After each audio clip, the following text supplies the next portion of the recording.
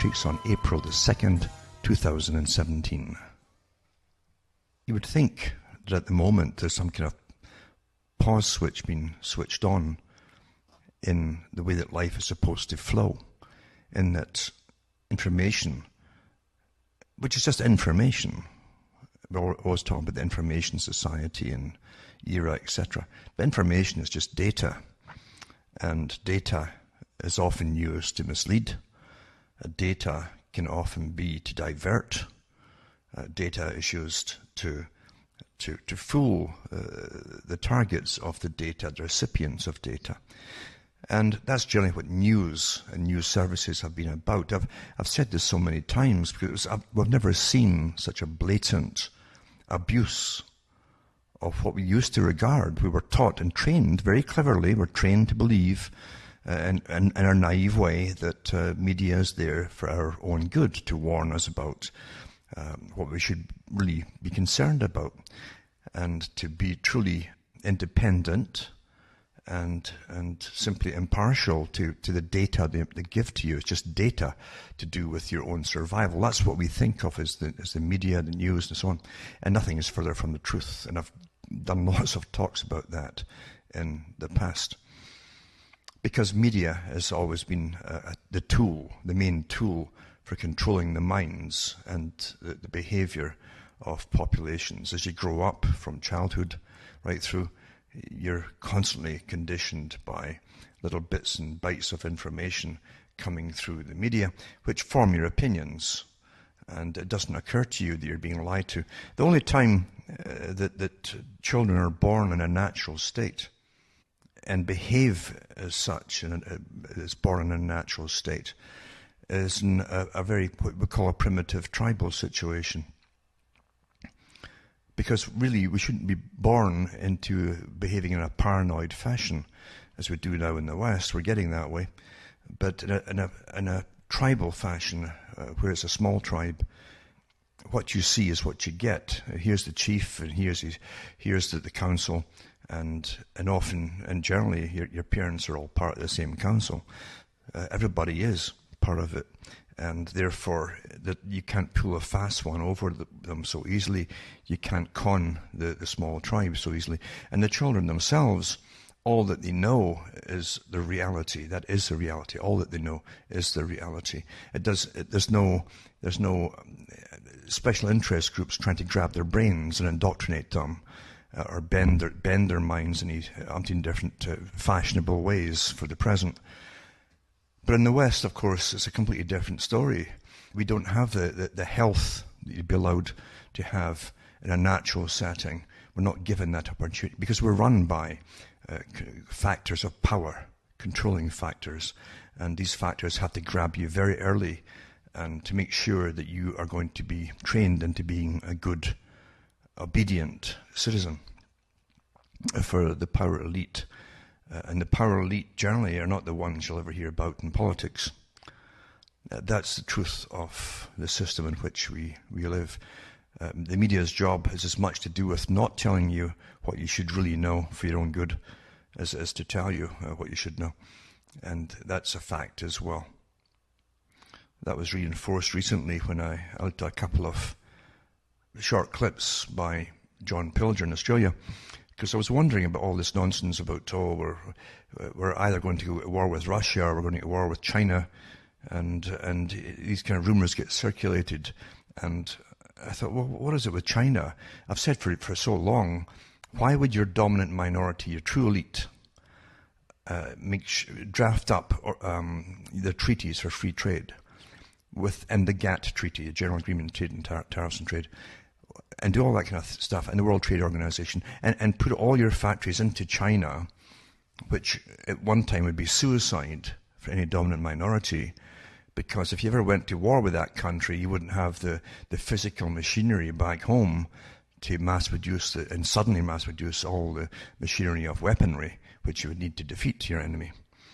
So it made no sense at all, unless China and the elite of China are also on board with the same paycheck put out by the dominant minority. So therefore, you're living in manufactured chaos with the pretense of war, which of course is what the Cold War was about too. Incredible, incredible profits by mass producing every month a new version, a Mark whatever, of the latest missile, anti-missile, and the taxpayers had to just cough up the cash. It was a great thing for the big military industrial boys. Therefore, war is always going to be that way from then on, as it is today. So the threat of war is what keeps this incredibly. It's probably the biggest business really in the planet. That really is what it is. Making stuff that you never use, have no intention of using unless you're suicidal, and you have to keep replacing very quick, because you will come out with rumors that your enemy or potential enemy has a better, faster, yada yada yada gizmo than the one you've got. And so it's like for the guys who make this nonsense, it's fantastic profits, incredible profits. Therefore, anyway, I want to know about the rumors of going to war with China, what it was all about. But John Pilger had he's done another movie, and he did a few talks on the movie to do with, because he went to China and was interviewed there and discussed it with people in China, because it was as much a shock to those in China, I think, as it was to most Australians that the US was thinking of going to war with China. And it's really saber rattling. It's not really going to war, but it's on the way to war if they ever wanted to do it. We've heard about the Chinese making more and more artificial islands in the South China Sea and putting bases on it, landing strips. But what they didn't tell you is also perhaps in reaction to the US building more and more in the same area. And they've been doing that for many, many years from the US side. So what's also happened too is that as the countries always sign, every few years they sign their non-proliferation treaties and limited strikes. If they ever strike at all, or if you send 2 missiles, we'll send 2, and you play this game of agreements, that's been tossed out the window too. And therefore China has for the first time armed their nuclear missiles. But they seem to be as bewildered as everybody else. Now, there's no doubt about it. We know that regardless of whatever administration's in power, they always bend over for the military boys, because the military industrial boys who make the big weaponry stuff, the big stuff. And so it wouldn't matter which president's in power. But regardless, you also have to wonder if the big boys at the top do want some mass, we do know they want a mass culling. We know that. They're always prattling on there's too many people. On the other hand, the same people are prattling off there's not enough people to pay off the national debts. And on it goes. But the only way, how are you going to get a mass cull? You're also, your own countries are going along and being good citizens and not procreating and having children, and going along with bringing down the population size, then the same people bring in masses from outside into your own countries to make up supposedly the difference. So you can't win. And then you hear the bitching going on, there's too many folk now in your country. I mean, you simply can't win. It's not meant that you win anything. I hope you understand that. That's what all this game's about. It's not meant that you win. You will never win in this game. And now they're going full steam ahead with their prattling on about depopulation again and so on. The thing is,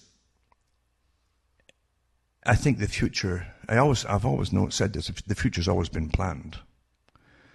And you get lots of clues from a lot of the participants in history that the future's always planned. I mean, your own government's always planning things. They're always planning future wars, possibilities of wars and things like that. Wars are not spontaneous things. They take a long time, many years of planning and building up in preparation for wars. Even for logistics and supplies and demand and how you'll do all this, it's all worked out years and years in advance. And that's the truth of it too. Therefore, any wars that really go on, you can guarantee were planned maybe even 10 years, maybe even 20 years beforehand. and they hadn't quite decided on the date of it all, but they planned it 20 odd years beforehand. And we're living through a big business plan, probably even much of it, in fact, designed before I was born. And that's how big this big world business plan is. You can pick up books from the 1940s, 1930s about a world government. That was a big movement at the time, through technocracy and through all the big organizations within academia. They churned out the books about their utopias and etc. They were all for communism at one time in the West, especially from the professors who flooded into these positions in the Western universities, bringing communism with them. And it's been awfully successful. But right now, it's almost as though we're in a kind of stasis.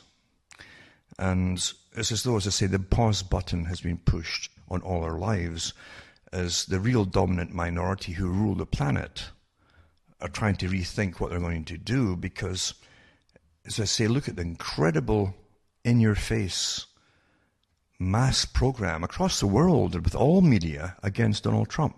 It's not a matter of liking the guy or disliking the guy.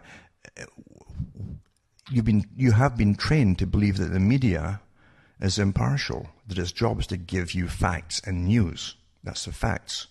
And then nothing is further from the truth, as I say. I hope everyone never forgets this incredible, huge display of all the media in all countries saying the same things and being utterly furious that the other party didn't get in. Don't forget that. Don't ever forget that. Because if you ever trust media, you do so at your own peril. And they aren't going to change and somehow become honest. They're control factors. That's what they're there for. And they, as I say, they shape as much of your mind by holding back information, not mentioning it at all, spinning it, slanting it, omitting great chunks of it till you don't get the proper conclusions. It's all done very carefully and deliberately to make sure you do get the authorized conclusions. That's what it's about. But don't forget what's been happening. But it's not on the go. Even now, there's hardly anything out there as what we call actual news. Most things that happen in the world have never been told to the public. It's all done in secrecy. We're given nothing today, but what they call news today is trivia. Most of it's utter trivia. Or it's soap opera type stuff. Nonsense. Entertainment is not news. It's a separate category. And they blend all that in. Sports is the same thing. That's not news either. That's another part of entertainment. But they blended it all together and substituted real information, which is important, with entertainment instead. Or trivia. I've given out the links over the years to even mainstream documentaries about the news, where many of the themes that they bring out are worked out years in advance. And then when the months roll by, it's what we got to, it's this one here, we've got this and this to do this month here. And it's done years in advance. And that's the problem with it. But never wait for media to do your thinking for you. The sad thing is, as Brzezinski said, and he was all for this technique, mind you, of total control, controlling the minds of the people. Brzezinski said that shortly the public would be unable to think for themselves. They'll expect the media to do their reasoning for them. And unfortunately, that's already happened. And he wrote the book back in the 1970s. So that's happened. People do expect the media to do their reasoning for them. Therefore, if you tell them something, or even show them evidence of something, the general public, who have been trained only to believe the media, look at you as though they're crazy, and they'll say, well, where was that on the news? And they won't believe you. That's the beauty of total conditioning. It works awfully well with most people. But right now, as I say, we're on a kind of hold pattern where, there are things going ahead. They're still pushing ahead with their carbon taxes, which is simply part of the austerity program to take away your spending money under the guise of saving the world. It's nothing to do with that at all. And I've read the articles ad nauseum over years from the big characters involved in that movement to bring it all in, the carbon taxes and so on, saying themselves, admitting themselves that it was all to change the way we live, to get government agencies up and rolling, where they can dictate to us and move us around into their human habitat areas, etc., take away your spending money, bring into austerity, post-consumerism, and so on. And that's what it's all designed to do. Mind you, it's also designed to create a new kind of stock market where the big corporations can trade carbon credits. And it's a beautiful thing because you pass around imaginary nonsense except for the money.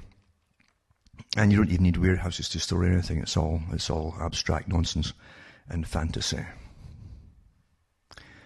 It's almost as though we're nearing the end of any logical system. And it's by design, isn't it? Because if we really believe in all the nonsense they're pushing down our heads right now, we've got to save the world by them trading carbon credits to make multi-billionaires, multi-trillionaires, as they turn them into that. They get all the money, you see. Then we'll believe anything. And if we believe anything, society as such is completely finished. Really totally finished. And all the other stuff they're bringing in on top of it too, which is all meant to attack your logical reasoning processes and to get you to accept things which are simply absurd. And that's the way it's going. And what's amazing to me too, and it shows you the collusion of a media again, when they can keep major things so quiet, when they want you all to be happy. I think it was quite a few years back. It was Rogers, of the big Rogers media companies, that said that he was fed up with bad news. And meanwhile, if you're going through your eternal recession, as I like to call it, you get bad news, unemployment. We've had the years and years of the factories fleeing and all the supporting industries to the factories for raw materials all closing down. So still going on, yeah, and nothing to replace it by. Until we turn it to a service economy, till we paddle and then we drown in a swimming pool, because you cannot survive as a nation with just a service economy. And the only way you could do that is if, that was just the whole idea of their free trade, in a Marxian line, because they talked about back in the times of Marx and then Lenin, where they would create countries to be manufacturing countries, and then they would make other countries into other designated things for the whole world, for a planetary system. But if you're going to stop a nation, if you're going to have a nation, then you better produce stuff. If you don't produce stuff, you're not a nation anymore. And as I say, you can only paddle in the swimming pool for so long before you drown. And that's what's happening right now. We're drowning. We're producing nothing. And the global idea has kind of flopped, as we well know, because it's so corrupt. The European Parliament have done many programs on the European Parliament, and with incredible corruption in it, where millions of euros just go missing all the time, and it's quite normal. The whole thing seems to run with a secret bureaucracy, and it's definitely a secret commission above it, unelected. And also the secretive banking system that's all part of it too. I've done programs on that as well. It's not conspiracy, it's admitted, it's very secretive, and they have closed door meetings and everything to do with money and finance. That's not open, that's not democratic. But nothing changes, it gets worse and worse, and they kind of laugh at the people, and crooks rule. We're living in an incredibly corrupt age. Incredibly corrupt. We saw and lived through the 2008, what they call the bank crash, but really it was planned that way, with pyramid schemes basically, and the greed factor through the banking system. It took years to get to that stage of incredible profits and looting of the public, with the cons that they pulled when they deregulated the whole industry during, I think it was Reagan and Thatcher in Britain. And they said, let the market run itself or readjust itself. Well, utter nonsense, because they're really talking about the banking system. And there were more and more bankers at the top that ran all the banks at the top, the high positions, coming out with billions and basically for salaries. during that whole period, but at the end, they crashed it. They crashed it as they passed all the mortgages around and upped the prices and resold them and upped the prices and resold them until your standard little house, technically on paper, was worth a few $1 billion, and in reality it was worth hardly anything at all. Then they crashed it. Then they used the tax money again to bail them out, which they actually expected to happen, so they weren't worried about that either. And that's how they got away with it all. But the fallout from it all was incredible. It's not finished. The fallout's still here. And in fact, the fallout for the money that was supposedly lost to Money Heaven, it all went to Money Heaven, they claimed. And if somebody has a bank, the keys to Money Heaven, I presume. But they laughed during the inquiries and said it went to Money Heaven, and we're still paying for it yet. It's not done. We're still got the consequences. And your dollar gets worth less and less and less with each crash, etc., etc. But tonight, I'll just mention a few things that tie in with it. Otherwise, I could prattle all night long. And it really doesn't matter what I say, because most folk will forget it as soon as some trivia comes out about some well-known dancer who dances in the nude or something. I mean, that's how simple it is to distract the public. And the elite know that too. That's why they put all that stuff out there for you to think about. All distractions. And they work well because they're using primal forces to distract you. It's very interesting. But anyway, talking about the collusion and the organized crime all around, which is, it's not called crime by them, but because they're above normal crime, apparently they can commit them and walk away with millions and millions of dollars. Billions, actually, some of them. And it's okay to scam the public and to rip off and take folks' homes and etc. And it's still going on. It set up a ripple across the world. It wasn't just the US.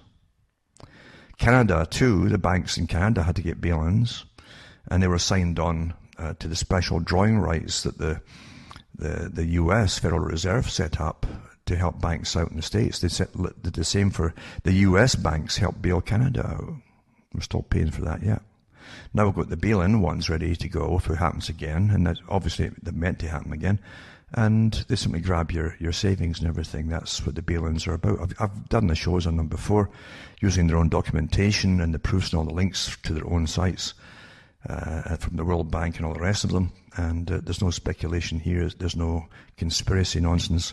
It's a fact. It's all done. But we truly live in this fake world, isn't it? They train us to live in the fake world and to be good little citizens in the fake world and to obey the fake world. And it's all run by these, scientists at the top on behalf of the masters who make us awfully naive and trusting so that we can't even grow up. We do grow up still with the same instincts as, say, the small so-called primitive tribe, where we trust everything and believe in we're told, because why would anybody be lying to you? And do you see how that's been totally abused and your mind is stolen from childhood? You're not allowed to live in a real tribal society where the adults do exactly what they say they're going to do, and you see them doing it all. No, we're brought up in a scientifically controlled system where this strange, amorphous creature called the state runs our whole minds and all, and you have no say in the matter, or you can't even find out if what's true and what isn't true. But they make sure you're naive. You're supposed to believe in it all, even when all the crooks come out every so often and plunder you. Now, a few years ago, I read articles, and I'll put them up again, to do with the last bank crash. And in 2011, remember the crash supposedly happened in 2007 to 2008, and the consequences are still going on. But in 2011, the big banking companies involved, which they were called the firm, that was the term of the firm they called it, was given the rights to manage all this mess. The firm was called Stephen Jay Baum. Stephen Jay Baum. And this article is about this, what they did in 2011 October the 28th, the article went out. It says, on Friday, the law firm of Stephen Jay Baum threw a Halloween party. The firm, which is located near Buffalo, is what is commonly referred to as the foreclosure mill, meaning it represents banks and mortgage servicers as they attempt to foreclose on homeowners and evict them from their homes. Stephen Jay Baum is, in fact, the largest such firm in New York, and it represents virtually all the giant mortgage lenders, including Citigroup, JP Morgan Chase, Bank of America, and Wells Fargo. They had a party in 2011. It says, is the firm's big annual bash. The employees wear Halloween costumes to the office where they party until around noon and then return to work still in costume. I can tell you how people dressed for this year, this party, but I can't tell you about last year. It says, that's because former employee of Stephen Jay Baum recently sent snapshots of last year's party. In an email, she said that she wanted me to see them because they showed an appalling lack of compassion towards homeowners, invariably poor and down on their luck, that the Baum firms had brought foreclosure proceedings against. When we spoke later, she added that the snapshots are an accurate representation of the firm's mindset. And it's really a cavalier attitude, she said. It doesn't matter what people are going to lose their homes, nor does the firm try to help people get mortgage modifications. The pressure always is to foreclose. I told her I wanted to post the photographs on the Times website so readers could see them. She agreed but asked to remain anonymous. But what it was in their Halloween thing, this firm evicted folk from their homes and all the rest of it on behalf of the banks, dressed like the homeless people in rags and so on. This was their fun. And that's what you get in this system. And from the people who deal with the cons, and who are often behind many of the cons. I mean, money itself is a con, we know that too. But and so is all the managing of debt, etc., etc. We're partly so much in debt, we owe trillions and trillions, but we just keep borrowing money. It's all nonsense, really. The people at the bottom, the ordinary folk, it's a power technique of control, is money. And when the big boys decide that you're out the door and you lose your home when they have a crash, because they've been plundering society as usual. But anyway, this article here, I'll put this up again, and this one here is actually to do with New York Times, to show you the compassion that the plunderers have on the general population.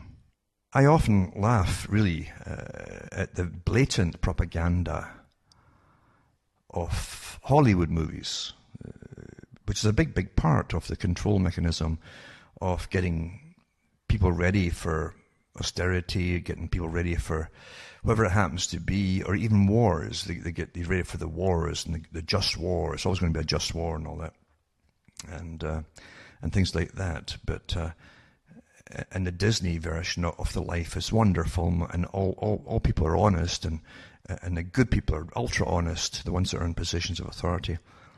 And that's all part of your conditioning to believe in. It really is something else, the indoctrination. And then this other one goes through the same story here about the Halloween party and so on. And then let's take it closer to the present year. But last year, it was just from different sources I heard about homeless camps springing up all over the place. In reality, a lot of these homeless camps have been there since 2008, when millions of folk lost their homes. Millions. And with the free trade deals and all the rest of it, there's fewer and fewer jobs all the time back at home. How many folk does it need does a place need to stock its shelves? That's all you've got in a service economy eventually. This is Charleston establishes procedures for dismantling homeless camps. The area is known as Tent City, used to sit along the banks of the Elk River near the Spring Street Bridge in Charleston. Nearly a year after Mayor Danny Jones ordered dismantling of Charleston's homeless encampment known as Tent City, City Council passed a resolution Monday that establishes procedures on handling similar incidents in the future. The resolution will increase the city's annual contribution to Prestera Center from $48,000 to $75,000, which will go towards hiring 2 full-time outreach workers and will act as liaisons between law enforcement, homeless individuals. And in other words, what their way of working with it is to hire more folk to manage and work with the business community and the police and all the rest of it. Under the new resolution, the city will provide at least 14 days written notice of intent to those staying at a homeless encampment if it's on public property. Within 48 hours of sending out notice, the city will also provide notices groups that assist the homeless, such as Prestera, Covenant House, and Rourke Sullivan Lifeway Centre. If an encampment exists on private property and the property owner requests assistance from the city to remove it, the city will contact homeless service providers, including outreach workers, at least 24 hours prior to taking action. It goes on and on and on. But you see, it's getting worse and worse and worse. And where's this wonderful, again, honest, forthright media and all of this stuff? I mean, this has been going on for years, since 2008.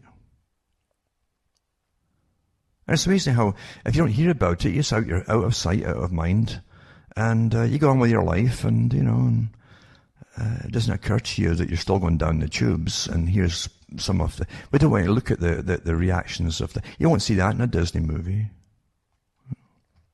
And then you got sweeps of homeless camps in Washington State, violated rights, judge rules. And a federal judge in Tacoma, Washington, has found a county in the southwestern part of the state liable for clearing out homeless encampments and seizing the residents' belongings. I mean, they've got nothing left. They've already lost their homes, but now they grab their belongings as well. And Judge Robert J. Bryan ruled Friday that Clark County work crews had violated the constitutional rights of at least a half dozen homeless residents by throwing out their tents, their stoves, their medications, documents and photographs during sweeps from 2012 to 2014. A trial will determine how much the county must pay in damages. Well, I hope you understand the picture. And don't think for a minute that this doesn't affect you, because this can happen to anybody very quickly. Very quickly. And you'll find the same thing will happen in the place that you used to be, and the people you used to know, they'll be just as unconcerned about you. And you'll be one of these little statistics. See, that's what you become, a statistic, you see, and they hope you would just go away and die quietly. Anyway, it says the only evidence in the records is that the county's employees took all unattended property and then immediately destroyed the property regardless of where the property was abandoned, the judge wrote. He declined to immediately rule on the merits of claims by 2 other campers, saying it wasn't clear who had taken their property. Encampment sweeps have become increasingly controversial as officials have struggled with rising rates of homelessness around the country. The American Civil Liberties Union and other advocates from homeless people have filed recent lawsuits over sweeps in Denver, Honolulu, Los Angeles, and other cities. And it's important to remember that people who are homeless, they have constitutional rights, including the right to due process when government seeks to seize their possessions, says Doug Honig, spokesman for the American Civil Liberties Union of Washington. While the possessions may not have great monetary value, they can be vital to the lives of people who do not have shelter. It's also their photographs too. It could be family that are still alive or dead or whatever, and that's all they've got, The chapter of the organization was not involved in Clark County lawsuit, but it and other civil rights groups have urged Seattle to change its approach to homeless encampments. And it goes on again, and here's one here too, as Gainesville homeless population grays, hope fades. February the 4th, 2017. This is in the U.S. This is supposed to be the most prosperous country in the world. And let's just stop here.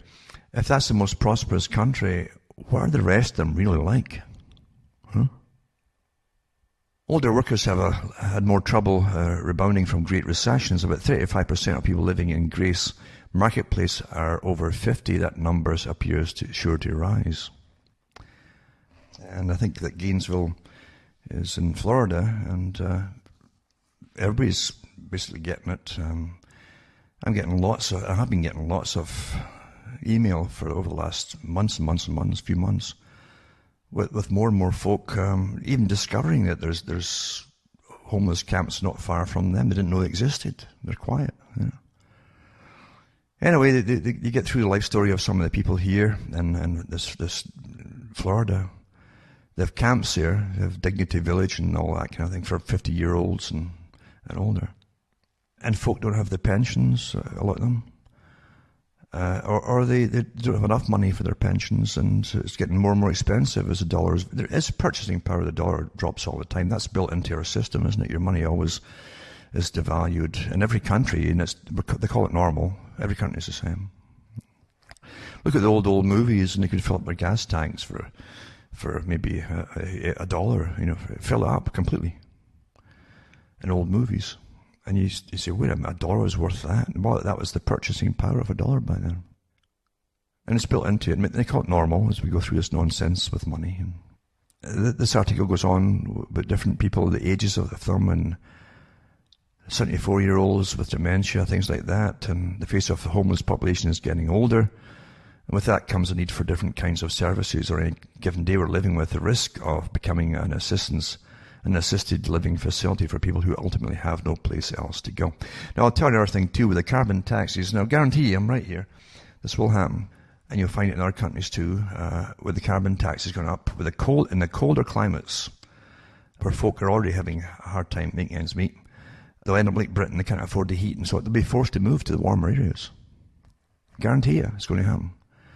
Where they'll be homeless in the warmer areas, but at least you won't freeze to death at night. And to live in the countries like Canada, I mean, half your year where I am, half your year you've got heating on.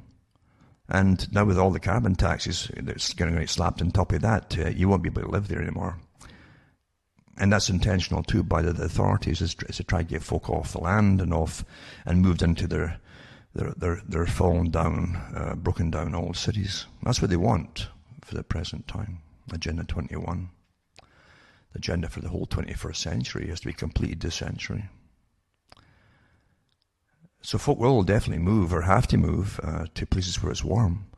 And believe it, there's not that much kind of places in Canada where you have that kind of warmth. You certainly don't have the kind of warmth you get in Florida. And so you will see people in the States definitely move to the warmer area. They've got no choice because they'll end up dying if they don't in the colder areas. But there's stacks of these particular kind of stories. And here's another one to do with Hawaii. And as Waikiki moves homeless out of tourist zones, some fear perpetual displacement. And the homeless population has dropped by 83% over the past 2 years since a sit-lie ban. You can't sit or lie down some in different places to keep you moving. But some in Hawaii fear enforcement has gone too far.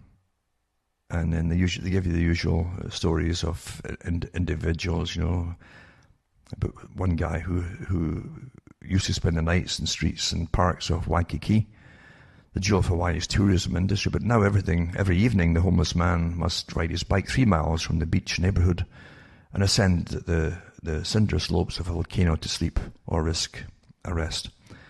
And the homeless population has dropped by 83%, they say, over the past 2 years. Again, they're always great with their percentages, which mean nothing. According to a local non-profit that provides homeless service in the area, while many have been housed, others say they've simply been pushed out. All they do is move folk around. All countries do this, with unwanted implications for the rest of Honolulu. It reminds me of a documentary I watched some years back. It was quite interesting, where it was called, I think it was called The Tribe, and it was 3 head men of a tribe outside, I think it was Borneo, maybe one of the Borneo groups. And I think they were under the Australian management. But anyway, they live very simply. They were kept almost like a showpiece of a different age. But they were healthy, well cared for, and so on. But 3 of these people in the tribes wanted to go over to Britain. It was something they always wanted to do, and to even meet royal family, because of their ancient tradition was that when the British troops first came in a long time ago, they had a connection to with a kind of charter to Britain. So these three chiefs were brought over in this show, and their own tribe basically lived in huts, nice warm climate. I'd live in one, and they didn't have cars or anything. They lived quite happily. They were self-sufficient, allowed to be self-sufficient. We wouldn't be allowed that here now. You couldn't even light a fire. The carbon police would be down top of you if you want to cook something. But their clothing was very simple, T-shirts, and many of them really honestly did have grass skirts on. But anyway, they brought the three chiefs over, and they were astonished to see, they'd never seen be outside their island, and they couldn't believe what they were seeing. Even the inhumane ways of farming, of artificial insemination, they thought that was disgusting, and that nature shouldn't be interfered with, and so on. But what really got them too was when they saw in the big cities in England, the homeless folk, and they asked what these people were. This was in the winter time, who were sleeping outside and all the rest of it, and they couldn't. Who are these people? They says, "Oh, these are homeless." They didn't have anything in their comprehension for homeless people, because in their own tribe, everyone looked after everybody else. And this fellow tried to explain that in the civilized countries, we don't look after everybody else. And it comes to a stage where you just let them die in the streets. It's quite something when you think about it. We've got plenty of money for wars, and we've got plenty of money to throw across the world under the pretense of helping other countries, and even for bringing in mass immigration. But you've got no money to take care of the people in your own country. And you've got elderly folk in Britain dying in their own homes because they can't afford the fuel to heat themselves. These are people with pensions, but they're tiny little pensions. And the cost of living goes up there too. And this is the system we were taught to revere and to protect and all the rest of it. But it takes, so-called, simple tribesmen to point out this horror. They were an absolute horror when they saw this kind of thing happening. Couldn't understand it. Yep, and that's the system we're in, eh? I can remember quite a few years back when there was a big ha-ha thing in the media. I mean, quite a few years back when I think it was New York City had a big tent population, and they brought in the bulldozers and made a big production of it, and flattened it all and all the rest of it. It was like a ha-ha thing. And then New York City had big meetings to do with future problems. So what are they going to do? Well, what they do there is to get the folk who are homeless or on welfare or anything like that, and they start deporting them into other towns outside of Washington City. And until some of the areas around them are just full of the same people on welfare and so on. It's staggering. It truly is staggering. Every place copies that now. Everybody does it. I'll continue here, and it's Waikiki in Hawaii. And it says, in 2014, the law made it illegal to sit or lie on public sidewalks in Waikiki, a move championed by a worried tourism industry.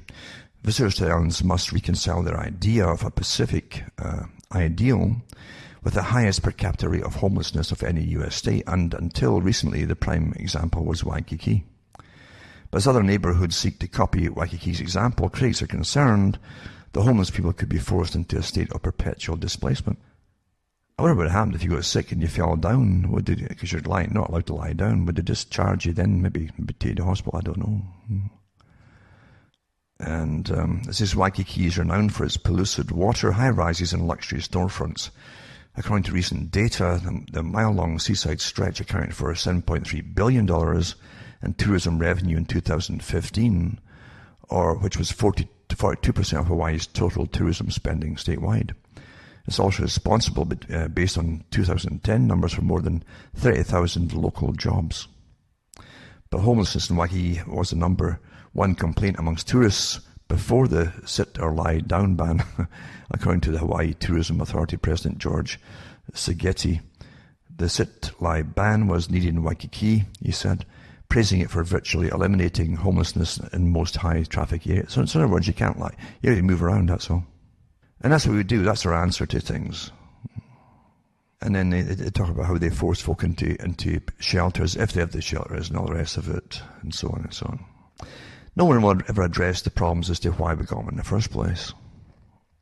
They won't address the fact that your government's left wing and right wing, because they're all the same, they're all owned by the same bunch, as we all know.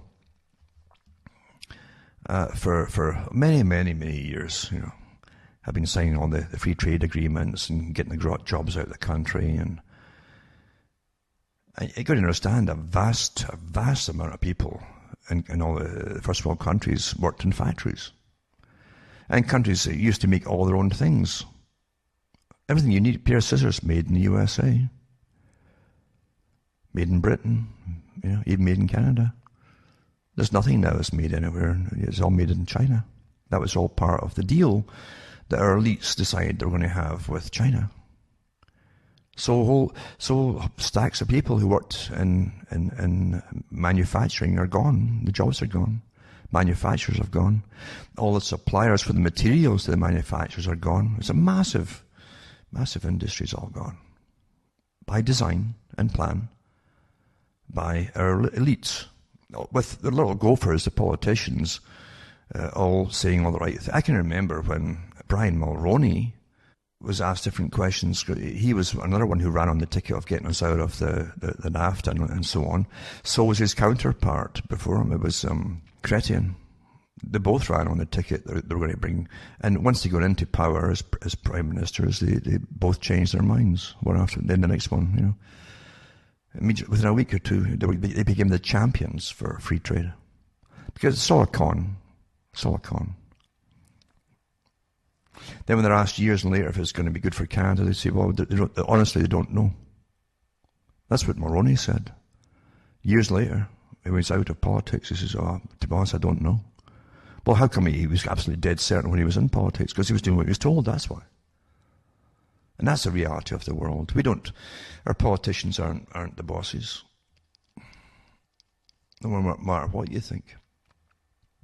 There's always a dominant minority above it all. Carroll Quigley, in his own book, Tragedy and Hope, said that in the 1960s, remember he wrote that book, and he said the competing factions in politics are allowed a certain amount of competition, because obviously they can feather their own beds and pockets. But in reality, they both have to go along with the same agendas on behalf of those, as we all know, way above it all. But they're allowed to make little changes here and there just to divert more cash towards themselves and their own boys and gals. That's because people go into politics and get awfully rich out of it. It's amazing, isn't it, when you look at their salary and you see what they retire with. But that's the way of it. But no, they'll have masters, and they know that. Otherwise, we wouldn't have the messes that we get into, and the public would start benefiting in a big way. We wouldn't have these botched jobs, you might say, of, maybe we made a mistake with free trade. You've never heard them say that yet, have you? I don't think anybody's saying that. The obvious cannot be mentioned, it's taboo. But anyway, just as taboo as all the bad news, like Rogers said, he was wanting people to get the news stations to give it more positive news, omit the bad stuff and give good stories, nice little stories, keep us all happy. And that's how you treat children. I'll put this link up, and then also we have deputies bring in heavy machinery to clear homeless camp near DeLand. And this is, that was February 2017. And Volusia County Sheriff's deputies and officials arrived Thursday morning with a bulldozer and other equipment in tow to begin the evacuation of a homeless camp near DeLand. And again, it's another kind of sob story, because that's the only reason that the media will mention these things at all. They will get people who will read them. But they're quite happy not to mention it at all if their masters say so.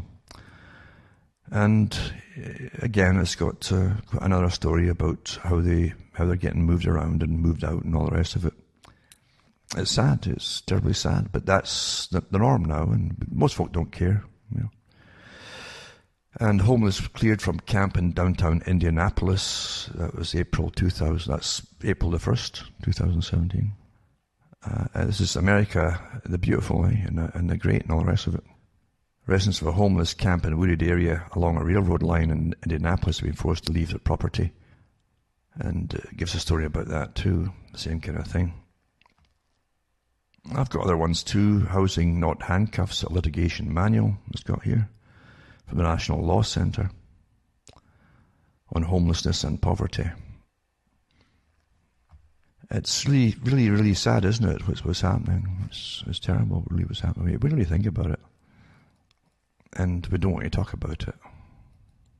And I'll put up a few other links to do with the same kind of problem. For those who've got the stomach for it, most folk don't. We've all been taught, increasingly so, by the big boys at the top that have had their think tanks working overtime, and I've read the articles over the years where they said they got to give the folk optimism by ignoring the negative.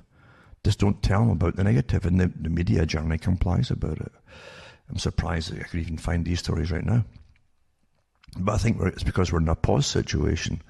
It's like nothing else nothing else is to be told to the public about what's happening in the world. You really feel that, don't you? I do. You say, well, how come, it should be media telling about all kinds of things, but no, it's like it's dead silence. All you hear in the US is about this nonsense about Trump and the Russians. That's all you're hearing. This incredible, almost gang mentality of supposedly a variety of media all saying the same thing, which tells you it's all the same system that they all belong to. And obviously too, it's like nothing's going to happen till there's a crack in one or the other camps here. But I'll have to put this link up, this Department of Housing and Development as well, talking about this and how they're going to supposedly handle. You can't handle it when there's no work for the people. You can't do it, and you can't keep falling back. Oh, there's more folk getting old. Hey, folk have just started getting old now. Is that what they're telling us? Come on.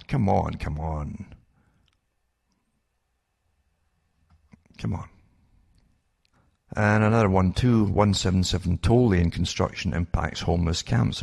You don't know they're all around you until they start. This is in Charlotte, North Carolina.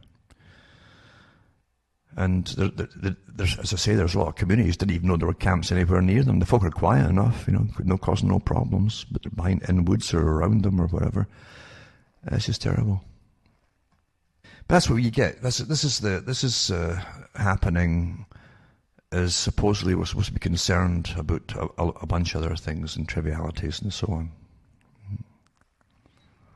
But it's not going to be fixed. They have no intentions of bringing back the factories or work to the US, for instance, because that would abolish the whole global agenda for a global system of government. The US and the West in general were picked to end up to be what they call service economies. That's flopping because it can't even keep us afloat. And the country that's been raking in the cash are the manufacturers. As everybody knew. This argument is no argument at all, because in the 1970s, the top economists of Britain were hammering all this out in the media, in the newspapers, with the whole idea of integration with Europe, and they said that Britain would have to be in a service economy. And look at the mess Britain's in now. When, as I say, people die in their homes, people who have worked in their pitiful little pensions, they die in their homes so they cannot afford the heating. And that's now normal. They call that normal. Normal. But the same government will go along with the global agenda of mass migration into the country and fund it all, as their own folks starved or freeze to death in their homes. And now they're going to hammer them with carbon taxes for heating themselves. You know, political correctness has to go out the window completely. Political correctness has to be tied with a ball and chain and sunk at the bottom of the ocean if we're to survive. And people have to start speaking what's obvious and chuck all these experts out of their jobs and start putting practicality back into them. Because we're living in a nightmare right now and no one wants to face it. Mind you, in this psychologically controlled system of experts and entertainment all working together, people are so distracted they could walk over the edge of a cliff and they wouldn't notice. They're happily distracted. There are a lot of happy slaves as well, in some places at the moment, till they're tossed out in the street. But in the meantime, it's just incredible that we're going down the tubes, and they keep telling us to spend more money across the world. Just throw your tax money. Did you realize that you were born into a mandatory charity? It's called government. And the charity's all flowing outwards, generally to their own pockets and the guise of other organizations and so on. Now, it's not a matter of me being pessimistic. I'm just stating what is. What is isn't pleasant. And this nonsense, don't look at the negative, look at the positive. That's what they've trained you to believe. They have big shows of this in psychology, how to manage the masses, you know. Train them to look at the positive, not to look at the negative. And it's so that you can live in a Disneyland of fantasy as you go down the tubes. Well, as I say, I don't want to this is only a little bit of what I was going to talk about tonight, but it's dragged on, and it's not dragged on, it's flown in a fraction of the time I wanted, and I might have to start doing more nights per week, I don't know, if I can manage it, but we've got to really wake up and start saying what is in the world. Stop, break out of your conditioned responses to things, and say what is. Say what's on your mind.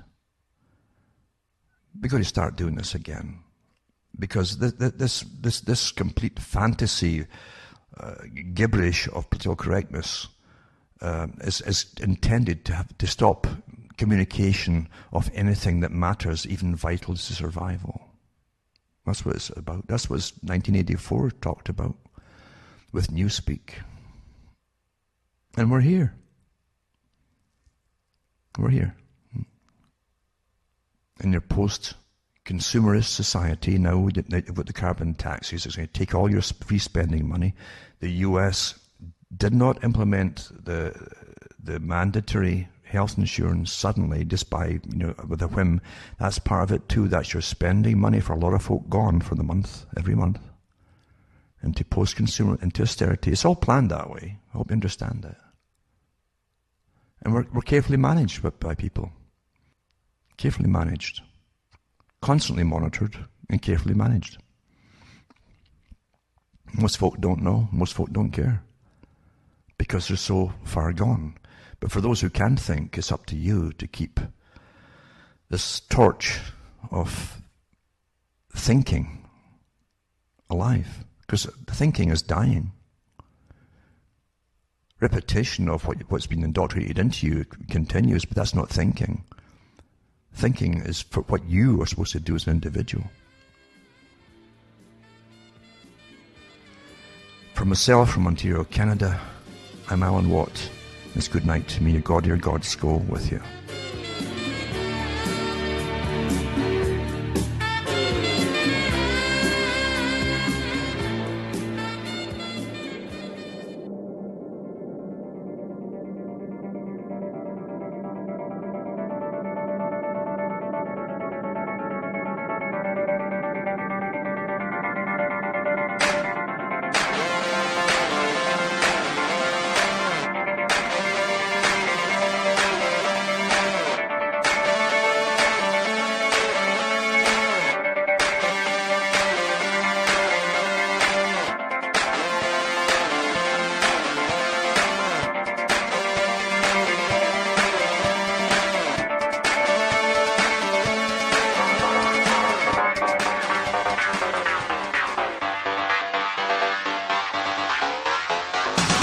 are listening to UCY.tv. Why don't you stick around for more awesome radio?